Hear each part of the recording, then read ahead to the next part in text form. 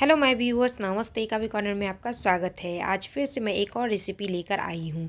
वैसे तो मेरा कोई चैनल देखता भी नहीं है, सब्सक्राइब भी बहुत कम ही लोग करते हैं, ना के बराबर ही। फिर भी मैं रेसिपी लाने में कोई कोताही नहीं बरतती हूँ। तो आज मैं गोभी का पराठा की रेसिपी लेकर आई हूँ। वैसे तो ये सारे चैनल पे अपलोड हो चुके हैं, मैं सबसे बाद में लाई हूँ क्योंकि मैं थोड़ी सी लेट लतीफ़ हूँ इस वजह से। लेकिन आपको रेसिपी एकदम परफेक्ट मिलेगी, थोड़ी सी भी इधर उधर नहीं, एकदम टेस्ट में एकदम परफेक्ट मिलेगी। तो चलिए हम शुरू करते हैं। तो सबसे पहले हम एक गोभी लेते हैं, उसको पहले इस तरह से आप तोड़ लीजिए।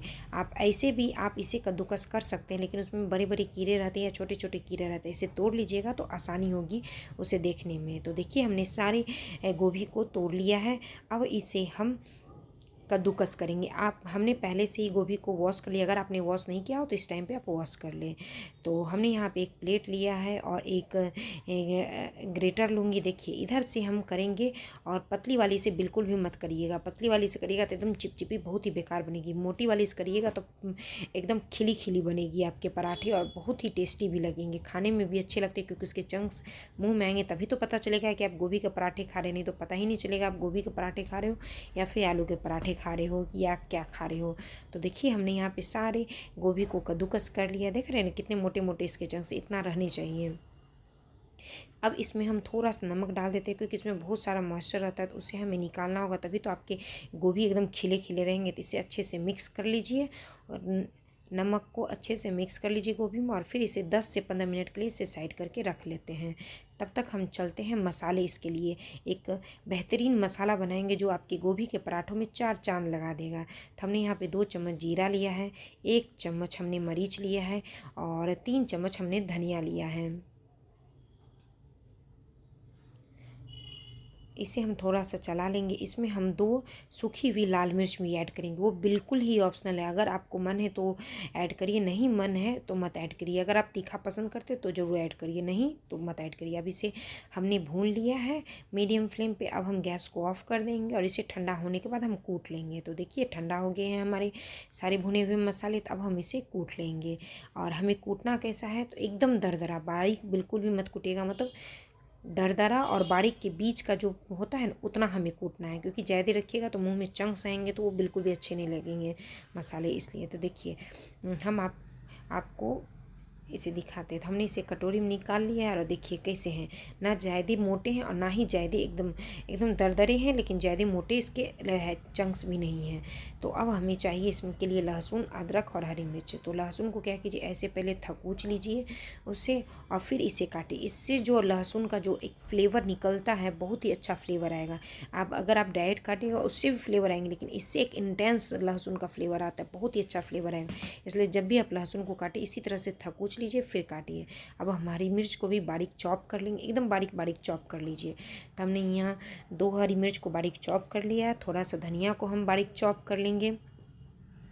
डंठल मैंने हटाया नहीं, अगर आप चाहते हैं डंठल नहीं ऐड करें तो डंठल को आप स्किप कर सकते हैं। हम नहीं हटाते क्योंकि मुझे लगता है कि डंठल में भी बहुत सारे फ्लेवर रहते हैं, इसलिए हम डंठल नहीं हटाते हैं। तो हमने यहाँ पे धनिया पत्ता को भी बारीक चॉप कर लिया है, और अदरक को हमने ग्रेट कर लिया है अच्छे से। तो देखिए हमें इतना ही सामान चाहिए और कुछ भी नहीं। तो अब हम क्या करते हैं, इधर देखिए कितना सारा मॉइस्चर गोभी में आ चुका है ना। अब हम इसे अच्छे से निचोड़ लेते हैं। इसका सारा जो पानी है बहुत अच्छे से आप निचोड़ लीजिए, इसमें थोड़ा सा भी पानी रहना नहीं चाहिए।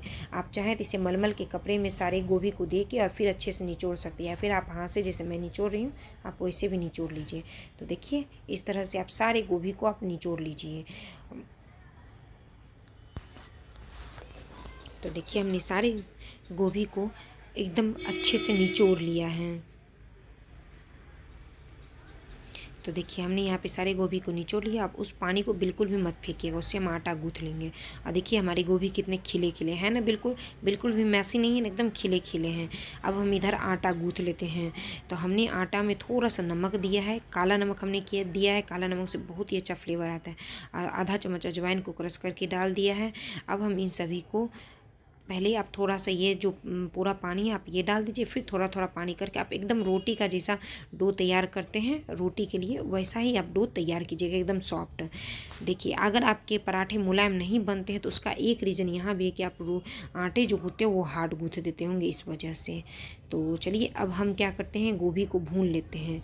तो हम यहाँ पे तेल को फ्राई पैन में डाल दिया था, अभी जब गर्म हो जाएगा तब इसमें हमने लहसुन डाल दिया, हरी मिर्च डाल दिया, अदरक डाल दिया है। तो हम यहाँ पे अदरक डाल दिए हैं। अब इसे एक मिनट तक सॉटे कर लेते हैं ताकि सारा फ्लेवर हमारे तेल में अच्छे से आ जाए।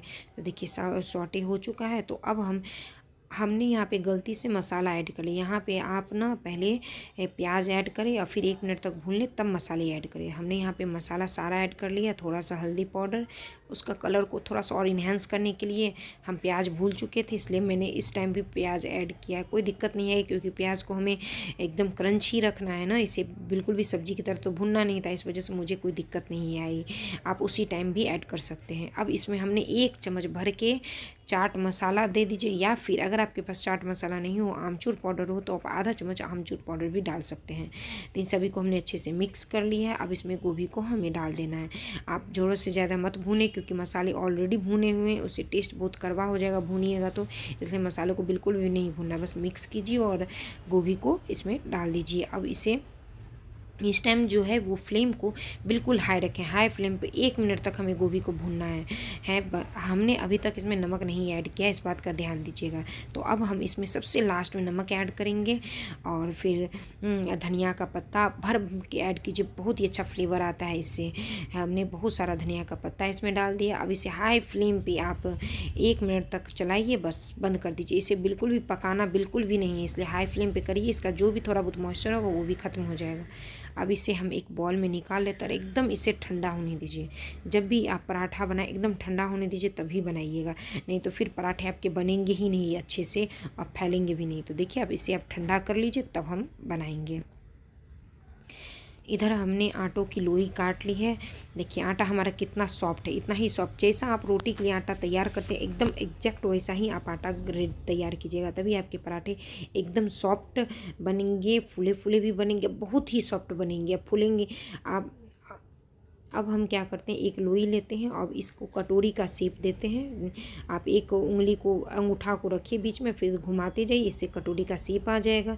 अब इसमें हमने 2 चम्मच आप भर के ऐड कीजिए थोड़ा सा। देखिए आप कहिएगा हमारे पराठे फूले भी नहीं बनते, उसके 2 रीज़न होते हैं कि आप ज़रूरत से ज़्यादा भर देते होंगे। ज़रूरत से ज़्यादा भी नहीं भरना है और कम भी मत भरिएगा। कम भरिएगा तो फूलेगा तो ज़रूर, लेकिन फिर वो खाने के टाइम में आपको सिर्फ आटा आटा ही लगेगा, इसलिए थोड़ा सा भरिए। थोड़ा सा फट भी गया तो क्या दिक्कत है, खाना तो हम ही है ना, कोई दिक्कत नहीं है। तो देखिए हमने यहाँ पे बेल लिया है, अब हम इसे सेक लेंगे। आप हाई फ्लेम पे पराठों को सेकें, उससे आपके पराठे सुपर सॉफ्ट बनेंगे। ठंड का मौसम है, मैंने इससे पहले वाले भी पराठे में आपको बताया था कि ठंड के मौसम में कभी भी घी या बटर का यूज मत करें, नहीं तो उससे क्या होता है, ठंडा होने के बाद वो जम जाएंगे, फिर आपके जो पराठे हैं वो हार्ड हो जाएंगे इस वजह से।